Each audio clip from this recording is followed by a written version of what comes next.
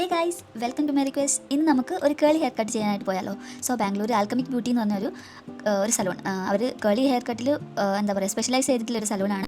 ഒരുപാട് കാലമായിട്ട് ഞാൻ ഒരു നല്ല കേളി ഹെയർ കട്ടിന് വേണ്ടി ചെക്ക് ചെയ്തുകൊണ്ടിരിക്കുകയായിരുന്നു. കേളി ഹെയർ ഉള്ള ഒത്തിരി ആൾക്കാരുണ്ടെങ്കിലും കേളി ഹെയറിൽ സ്പെഷ്യലൈസ് ചെയ്തിട്ടുള്ള സലൂൺസ് ഇപ്പോഴും ഭയങ്കര കുറവാണ്, ഈവൻ ബാംഗ്ലൂർ പോലും. അപ്പോൾ ഞാൻ അങ്ങനെ കുറച്ച് സെർച്ച് ചെയ്ത് കണ്ടുപിടിച്ച ഒരു നല്ല അത്യാവശ്യം റിവ്യൂസും പിന്നെ ഇൻസ്റ്റാഗ്രാമിലൊക്കെ അത്യാവശ്യം എന്താ പറയുക ഒരു ആക്റ്റീവൊക്കെ ആയിട്ടുള്ള അത്യാവശ്യം ഫോളോവേഴ്സൊക്കെ ഉള്ള ഒരു സലൂണിലാണ് ഞാൻ പോയത്. സോ എൻ്റെ ഹെയർ അത്യാവശ്യം നന്നായിട്ട് ലോങ് ആയിട്ടുണ്ടായിരുന്നു, അറ്റമൊക്കെ നന്നായിട്ട് ഡാമേജ്ഡ് ആയിട്ടുണ്ടായിരുന്നു. ഈ വീഡിയോയിൽ കാണുന്ന അത്ര വൃത്തിയില്ല കേട്ടോ. ഇത് അവർ ഡ്രൈ കട്ടാണ് ചെയ്യുന്നത് ഹെയർ. അപ്പോൾ നമ്മുടെ ഹെയറിൽ പ്രൊഡക്ട്സ് ഒന്നും ഉണ്ടാകാൻ പാടില്ല. അപ്പോൾ ഞാൻ ജസ്റ്റ് ഷാമ്പൂ ഇട്ട് നന്നായിട്ട് കഴുകിയിട്ട് ഒരു സ്റ്റൈലിങ്ങും ഇല്ലാണ്ടാണ് പോയത്, ഒരു കണ്ടീഷണർ പോലും അപ്ലൈ ചെയ്യാണ്ടാണ് പോയത്. അതാണ് അങ്ങനെ ഇരിക്കുന്നത്. സോ എൻ്റെ ഈ സെയിം ഹെയർ തന്നെ സ്റ്റൈൽ ചെയ്തിട്ടുണ്ടെങ്കിൽ ഇങ്ങനെ ഉണ്ടാവും. ഒന്ന് പോസ് ചെയ്ത് നോക്കിയാൽ നിങ്ങൾക്ക് കാണാൻ പറ്റും. ഞാൻ എപ്പോഴും എടുത്തൊരു വീഡിയോ ആണ്. ഇന്ന് ബിന്ദിയ എന്ന് പറഞ്ഞ കുട്ടിയാണ് എൻ്റെ ഹെയർ ചെയ്യുന്നത്. ബിന്ദി ആദ്യം തന്നെ എന്നോട് ചോദിച്ചിട്ടുണ്ടായിരുന്നു ഹെയർ ഫാൾ ഉണ്ടായിട്ടുണ്ട് മുമ്പ് എന്ന്.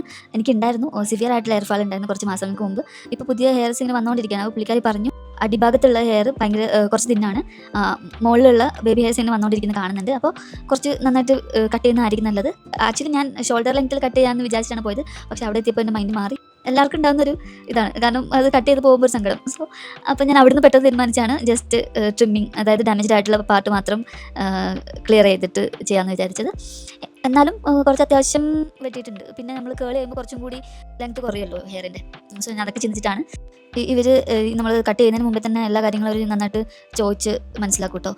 എന്നോട് ചോദിച്ചിട്ടുണ്ടായിരുന്നു ഫിംഗർ കോയിലിംഗ് ആണോ, ഹെയർ ബ്രഷ് യൂസ് ചെയ്തിട്ടാണോ ചെയ്യണമെന്നൊക്കെ ചോദിച്ചിട്ടുണ്ടായിരുന്നു. ഞാൻ നോർമലി ബ്രഷ് യൂസ് ചെയ്തിട്ടാണ് ചെയ്യുന്നത്, കാരണം ഫിംഗർ കോയിലിംഗ് ചെയ്തിട്ട് ചെയ്യാനുള്ള ഒരുപാട് അത്രയും ടൈം എനിക്കില്ല.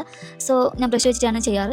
ഞാൻ ബ്രഷ് വെച്ചിട്ട് എനിക്ക് അത്യാവശ്യം സാറ്റിസ്ഫൈങ് ആയിട്ടുള്ള റിസൾട്ട് കിട്ടും. സോ അപ്പോൾ അവർ അതൊക്കെ ചോദിക്കും ഏത് പ്രൊഡക്റ്റാണ് യൂസ് ചെയ്യുന്നത്, ഏത് മെത്തേഡാണ് യൂസ് ചെയ്യുന്നതൊക്കെ ചോദിച്ചിട്ട്, കാരണം നമുക്ക് സ്യൂട്ടബിൾ ആയിട്ടുള്ള ഒരു രീതിയിൽ തന്നെ ചെയ്യുന്നതായിരിക്കും സേഫ് എന്നുള്ള രീതി.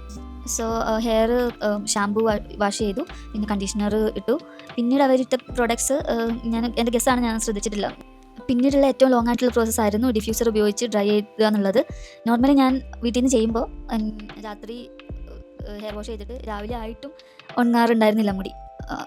നല്ലതല്ല, കാരണം വെറ്റായിട്ടുള്ള ഹെയർ ആയിട്ട് കിടന്നുറങ്ങുന്നത് നല്ലതല്ല. പക്ഷേ നമ്മുടെ ടൈം അനുസരിച്ചല്ല നമുക്ക് ചെയ്യാൻ പറ്റും. അപ്പോൾ എനിക്ക് അങ്ങനെയാണ് ടൈം കിട്ടുന്നത്, ഞാൻ അങ്ങനെയാണ് ചെയ്തുകൊണ്ടിരുന്നത്.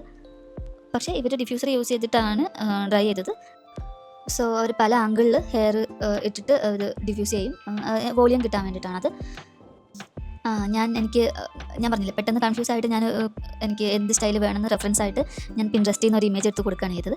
ഇമേജാണ് ഞാൻ കൊടുത്തത്. എനിക്കറിയാം റിയലിസ്റ്റിക് അല്ലാന്ന്, പക്ഷേ എൻ്റെ ഹെയർ അത്യാവശ്യം ലോങ് ആയിരുന്നു. പക്ഷേ പുള്ളിക്കാരി പറഞ്ഞു ഈ ഫോട്ടോയിൽ കാണുന്ന ഹെയർ അത്യാവശ്യം ഡെൻസാണ്, അപ്പോൾ അത്രയും ഇത് കിട്ടില്ല. അതെനിക്കും അറിയാമായിരുന്നു. ഞാൻ ഏകദേശം ഉദ്ദേശിച്ചത് ആ ഒരു ലെയേഴ്സ്, അത്രയും 2-3 ലെയേഴ്സ് വേണം, പിന്നെ അടിയിൽ ഇങ്ങനെ യു ആയിട്ടുള്ള അതൊക്കെയാണ് ഉദ്ദേശിച്ചത്. അപ്പോൾ ഞാനത് കൺവേ ചെയ്യുകയും ചെയ്തു പുള്ളിക്കാരിയുടെ അടുത്ത്.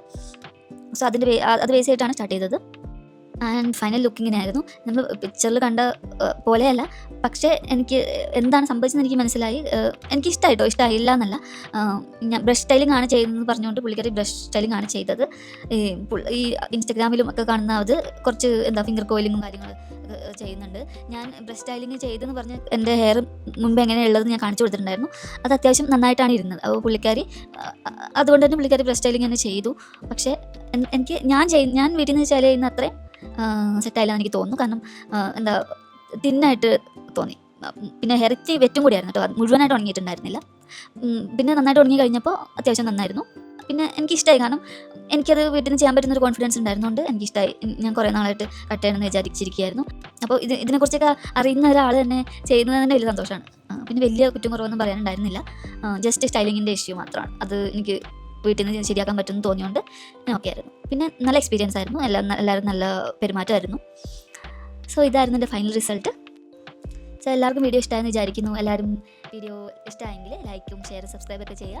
ഇനിയും ഒരുപാട് കളിയർ കോണ്ടൻസ് ആയിട്ട് വരണമെന്ന് എനിക്ക് ആഗ്രഹമുണ്ട്.